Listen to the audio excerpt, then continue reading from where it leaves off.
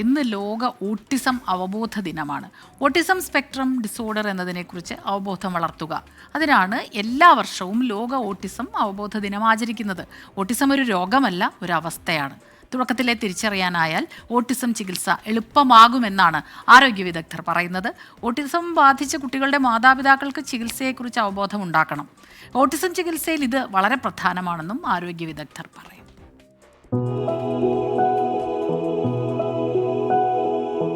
Autism ഒരു രോഗമല്ല, ഒരവസ്ഥയാണ്. വളർച്ചാ വികാസത്തിൽ തലച്ചോറിലുണ്ടാകുന്ന വൈകല്യങ്ങളാണ് ഓട്ടിസം സ്പെക്ട്രം. ഒരു കുട്ടി ജനിച്ച് 2 വയസ്സിനുള്ളിൽ തന്നെ ഓട്ടിസത്തിൻ്റെ ലക്ഷണങ്ങൾ തിരിച്ചറിയാനായാൽ അത് ചികിത്സയിൽ വലിയ തോതിലുള്ള ഗുണഫലങ്ങൾ ഉണ്ടാക്കുമെന്നാണ് ആരോഗ്യ വിദഗ്ധർ പറയുന്നത്. കണ്ണിൻ്റെ ചലനം, സാമൂഹിക ഇടപെടലിലൂടെയുള്ള വ്യത്യാസങ്ങൾ ഇവ സാധാരണ നിലയിലല്ലെങ്കിൽ ഓട്ടിസത്തിൻ്റെ ലക്ഷണമാകാമെന്നും ആരോഗ്യ വിദഗ്ധർ തന്നെ പറയുന്നുണ്ട്. മാതാപിതാക്കളൊരു 1 വയസ്സ് 1.5 വയസ്സാകുമ്പോൾ തന്നെ കുട്ടികളുടെ ഐ കോണ്ടാക്ട്, അവർ ചിരിക്കുന്നുണ്ടോ, മറ്റു കുട്ടികളുമായിട്ട് ഇടപെടുന്നുണ്ടോ, പിന്നെ അവരുടെ ചേഷ്ടകൾ, അവരുടെ പെരുമാറ്റം എങ്ങനെയാണ്, ഇതൊക്കെ നമുക്ക് പേരൻസിന് തന്നെ ഇത് കണ്ടുപിടിക്കാൻ പറ്റും.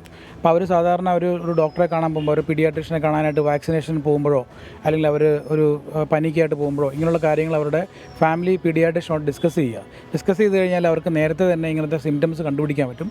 കണ്ടുപിടിച്ചാൽ എയർലി ഐഡൻറ്റിഫിക്കേഷൻ ചെയ്ത് കഴിഞ്ഞാൽ തന്നെ നമുക്ക് എയർലി ഇൻ്റർവെൻഷൻ കൊടുക്കാൻ പറ്റും. അപ്പോൾ അവരെ നമുക്ക് മുഖ്യധാരയിലേക്ക് കൊണ്ടുവരാം, അവരെ നമുക്ക് റെഗുലർ സ്കൂളിൽ തന്നെ പഠിപ്പിക്കാം, അവരെ നമുക്ക് ഒരു നിയർ നോർമലായിട്ട് കൊണ്ടുവരാൻ പറ്റും. സാമൂഹീകരണം, ആശയവിനിമയം, പെരുമാറ്റ രീതി എന്നിവയാണ് ഓട്ടിസം അവതാളത്തിലാക്കുന്നത്. അതിനാൽ തന്നെ സൗഹൃദപരവും അനുയോജ്യവുമായ ജീവിതാന്തരീക്ഷം സൃഷ്ടിച്ച് നിരന്തരമായ പരിശീലനം നൽകുകയാണ് ഓട്ടിസത്തിൻ്റെ പ്രധാന ചികിത്സ. ഓട്ടിസം ബാധിതരായ കുട്ടികളുടെ രക്ഷിതാക്കൾക്ക് കുട്ടികൾക്ക് നൽകുന്ന ചികിത്സ എന്താ എന്ന് നേരിട്ട് കണ്ട് മനസ്സിലാക്കാനുള്ള അവസരം ഉണ്ടാകണമെന്നും ആരോഗ്യ വിദഗ്ധർ പറയുന്നുണ്ട്. ഓട്ടിസം ചികിത്സാ രംഗത്ത് വ്യാജന്മാരുടെ കടന്നുകയറ്റം കൂടുന്നത് കുട്ടികൾക്ക് ശരിയായ ചികിത്സ ലഭിക്കുന്നതിന് തടസ്സമാകുന്നുണ്ട് എന്നും ഡോക്ടർമാർ തന്നെ സാക്ഷ്യപ്പെടുത്തുന്നു.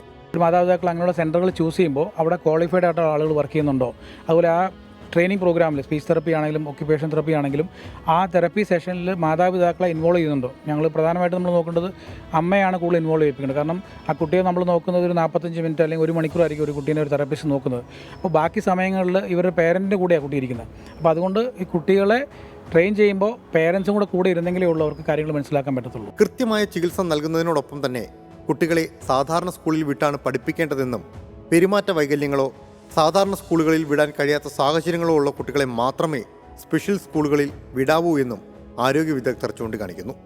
നിലവിൽ സാധാരണ സ്കൂളുകളിൽ ഓട്ടിസം ബാധിതരായ കുട്ടികൾക്ക് വേണ്ട പരിചരണം നൽകാനുള്ള സംവിധാനങ്ങളുടെ കുറവും മതിയായ പരിശീലനം ലഭിച്ച അധ്യാപകരുടെ കുറവും ഈ സ്ഥിതിവിശേഷത്തിന് തടസ്സമാണ്.